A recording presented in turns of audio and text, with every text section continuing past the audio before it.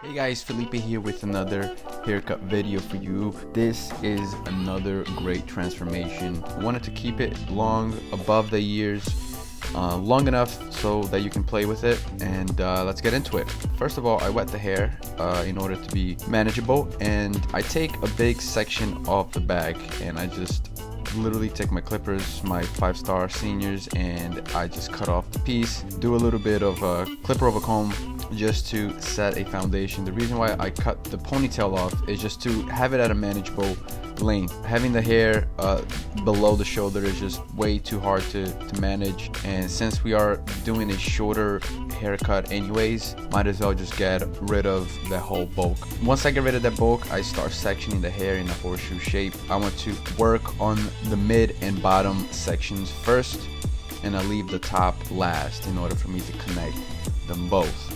And so here I take my JRL Fast Fade 1000 clipper. I have a clipper review about this clipper in another video. The link is right below, so check that out.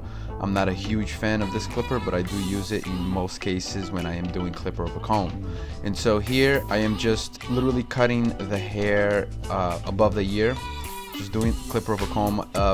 This is mainly to set a foundation. I'm setting a shape that I want to leave the hair at, and then I will fine tune everything with my shears. I do that on both sides, as you see here.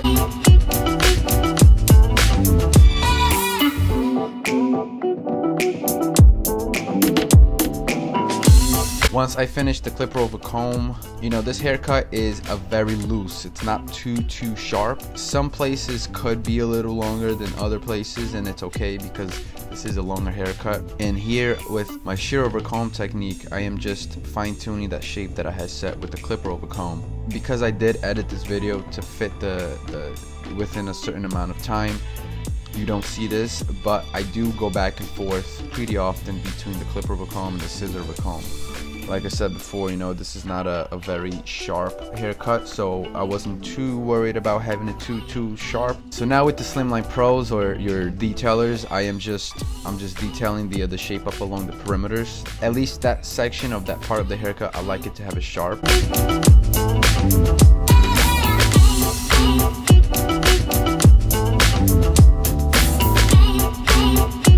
Here now I am starting to taper the back. Because this is a very loose haircut and somewhat long, I am not taping the back too much. I'm literally just taping it just enough so that it has that little bit of a blend. And so as you see here, I use my 1.5 with the blade open, and then I take a number 2, and I am literally just scooping out as much as I can.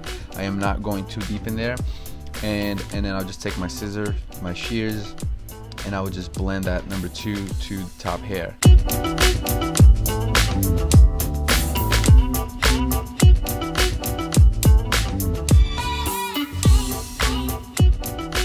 That we are done with the bottom hair, we are going to start working on that midsection that I like to call.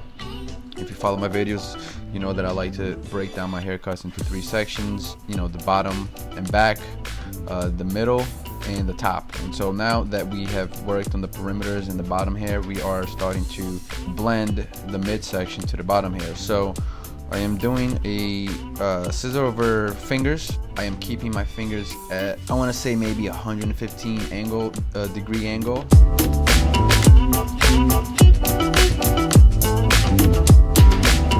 I wet the top hair, and it's time to blend that to the back. And so since he is going to be combing the hair back for the most part, that's how I am going to comb it. And I am going to use that midsection that we just cut as my guide. So I comb the hair back, I take about an inch section off the top, and I keep my fingers at about a 90 degree angle here. As we move forward to the front of the head, the degree of my angle will slightly change. So I'm working from the back to the front, and then I will comb the hairs to the side and blend that in.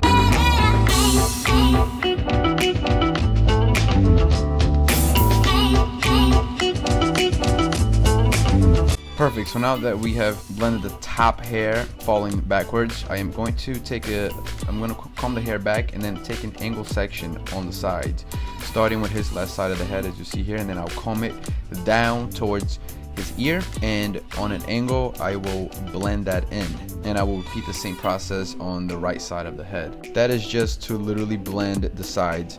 Think of it this way: if I don't do that, then you're gonna have that kind of an undercut action where the top hair is falling down the sides and it's not connected properly. So this is a very important part of the haircut, so make sure that you blend the sides appropriately.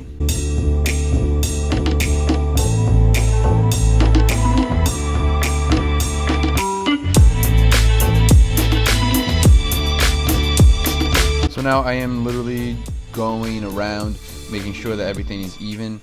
If I see anything that's not even, then I would just go ahead and fine-tune that a little bit.